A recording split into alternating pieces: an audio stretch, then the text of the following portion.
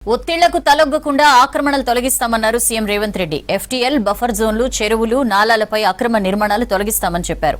విద్యా సంస్థల ముసుగులో కబ్జాలు చేస్తే ఊరుకోబోమని హెచ్చరించారు. బీఆర్ఎస్ నేత హరీష్ రావు సిద్ధమైతే ఆయన నేతృత్వంలోనే చెరువుల ఆక్రమణపై నిజ నిర్ధారణ కమిటీ వేస్తామన్నారు సీఎం రేవంత్. తమ పాలన చూసి చాలా మంది పార్టీలో చేరుతున్నారని చెప్పారు. అక్రమ నిర్మాణాలు, చెరువుల కబ్జాల విషయంలో హాట్ కమెంట్స్ చేశారు ముఖ్యమంత్రి రేవంత్ రెడ్డి. నాలాలు, ఎఫ్టీఎల్, బఫర్ జోన్లో అక్రమ నిర్మాణాలు కూల్చివేస్తామని తేల్చి చెప్పారు. కేటీఆర్ ఫామ్ హౌస్ అక్రమమని, అప్పట్లో తానే కోర్టుకు వెళ్లానని మీడియా చిట్చాట్లో చెప్పారు రేవంత్ రెడ్డి. గ్రామ సర్పంచ్ ఫామ్ హౌస్ నిర్మాణానికి ఎలా అనుమతిస్తారని ప్రశ్నించారు.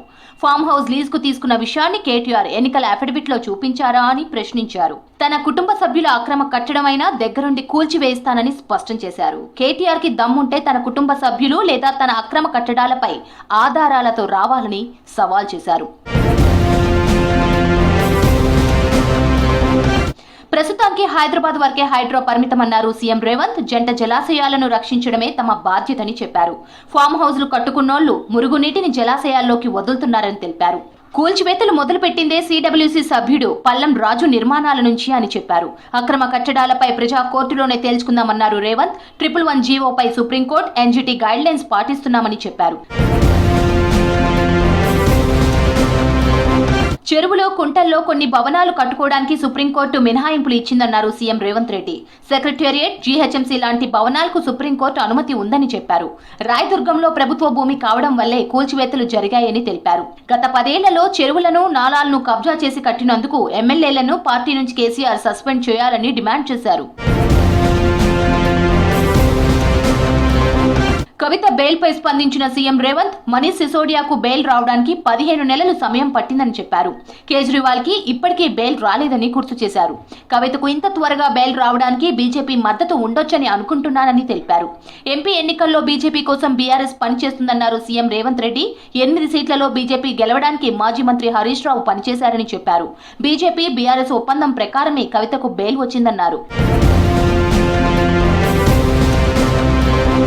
రుణమాఫీ అమలు చేస్తున్నామన్నారు సీఎం రేవంత్ రెడ్డి. రుణమాఫీపై చేసిన సవాల్కు హరీష్ రావు కట్టుబడి లేరన్నారు.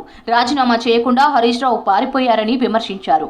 రుణమాఫీ కాలేదంటున్న హరీష్, రాష్ట్రంలో అన్ని గ్రామాలు తిరిగి రైతుల ఖాతాలు లిస్టు తయారు చేసి కలెక్టర్లకు ఇవ్వాలన్నారు సీఎం రేవంత్ రెడ్డి. కేటీఆర్ కొడంగల్కు వెళ్తానంటే స్వాగతిస్తానని చెప్పారు. 2 రాష్ట్రాల చిక్కుముడులు తాను వచ్చాకే చాలా వరకు పరిష్కారం అయ్యాయని తెలిపారు.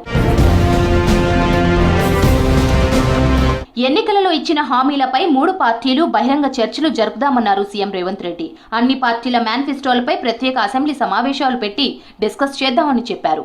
కేసీఆర్ అసెంబ్లీకి రావాలని, అప్పుడు కూడా పారిపోవద్దని తెలిపారు.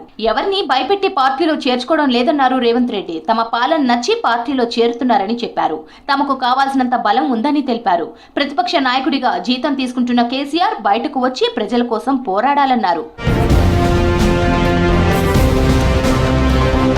వాల్మీకి స్కామ్ తో తమకు సంబంధం లేదన్నారు సీఎం రేవంత్. తెలంగాణలో ఖాతాలు ఉన్నంత మాత్రాన తమకు సంబంధం ఉంటుందా అని ప్రశ్నించారు. వాల్మీకి స్కామ్ లో బీఆర్ఎస్ నేతలకే లింకులు ఉండొచ్చన్నారు. డ్రగ్స్ కోసం కొంతమంది బీఆర్ఎస్ నేతలు బెంగళూరు వెళ్లడం అందరికీ తెలిసిందేనన్నారు ముఖ్యమంత్రి రేవంత్ రెడ్డి.